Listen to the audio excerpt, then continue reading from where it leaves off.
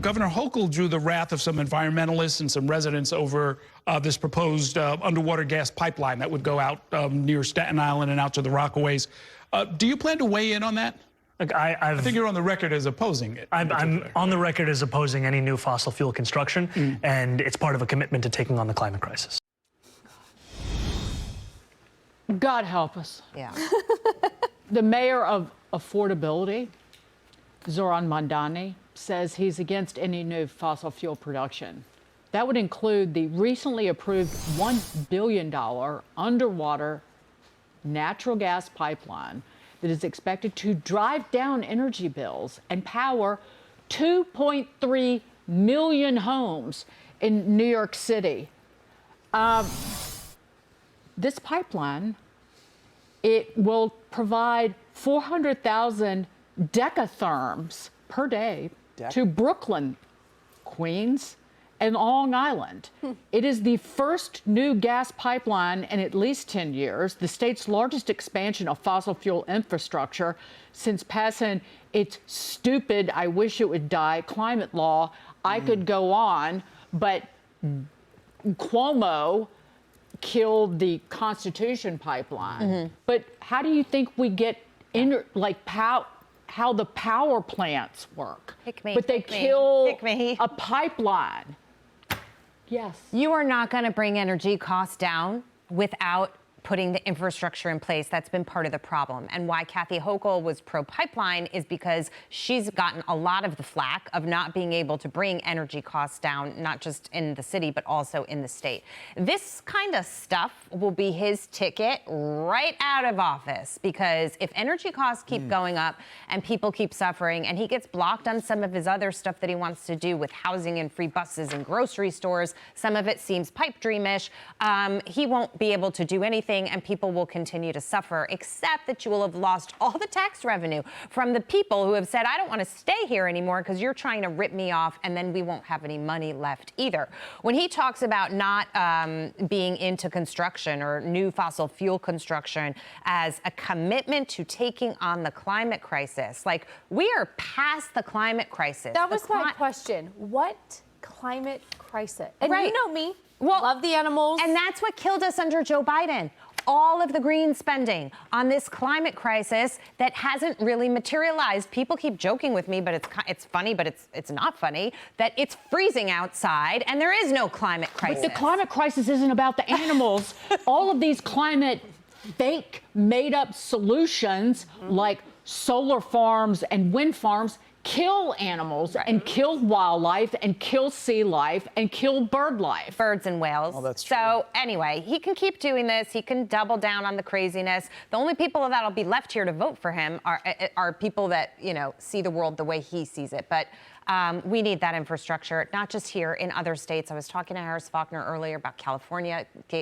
Taylor, you know all about it, and the problems that Gavin Newsom has there, because he doesn't want to extract the energy that he has. He wants to import it. He wants all these different blends and regulations to make it harder for people, and they're paying, you know, double the price of gas that they should be. You can't be into affordability and climate crisis at the same time. Gotta pick one. You can't. They're diametrically opposed. You have to pick one or the other, and he wants both. And by the way, he's behind the times too. Remember, Bill Gates said, actually, I was just kidding about this. And did you see this? I just saw this today. You know, the journal Nature, which I'm sure you read every day. I don't read it every day. You probably read it. I read it. Oh my God. I read it, and it's gone. So Nature they printed an article last year, you know, one of these typical ones, right? The global economy is shot because of climate change. And then today or yesterday, they had to retract that article because there were errors with the data. Right. So, Mamdani, like, you got to read the latest thing. It's not a crisis anymore. You're killing your bread and butter affordability because you can't let go of your old fling climate change. He sounds crazy, too. He just Well, he's sounds not crazy. in yet, and he's making promises because he's not actually having to govern until January. And I want to be fair with this guy. He ran a masterful campaign from social media. My own social people said he was incredible in figuring out algorithms on every platform. Everything he did it was really high top quartile engagement, and he won that way. He has a big challenge, though, and you're detailing some of the policy decisions he has to make. This is not a country that he's managing. He's managing a city with limited federal jurisdiction, limited state jurisdiction. He has to speak upstate to get stuff done or even get money. I would think somewhere between now and when he actually takes the seat as mayor, he's got some soul searching to do on policy, including what you're talking about here. Freezing in the dark because you don't have the gas is a really bad campaign. We need decatherms. Bad luck. We need decatherms. Even your diehard supporters might not continue to support But I you think then. that's the kind of thing that, you know, and free food and free transportation, all this stuff is policy. He'll be sitting there never having managed anything. And I'm willing to give him the credit that he managed a great campaign, but now the hard work begins. And I actually say, as a, you know, a visitor of New York waiting for my free stuff, I wish him good luck, because I've been waiting for him to be mayor because I want to come to the airport here and get a free lift into the city. And damn it, I don't want to pay these hotel bills anymore. It's ridiculous. I need free, and then I want free food. You're right. It's fair. I should get all that for free. You're not going to be getting things for free. He promised it to me. He promised I think you're it to out me. of the income range. I am going to hold him accountable for my free stuff. So I'm waiting for him to come in. I'll be the first person to say, where's my free? And then we'll see what happens. Sounds good. It's fair. I can't wait. Can I leave you with one statistic? Sure. So we were talking about wind.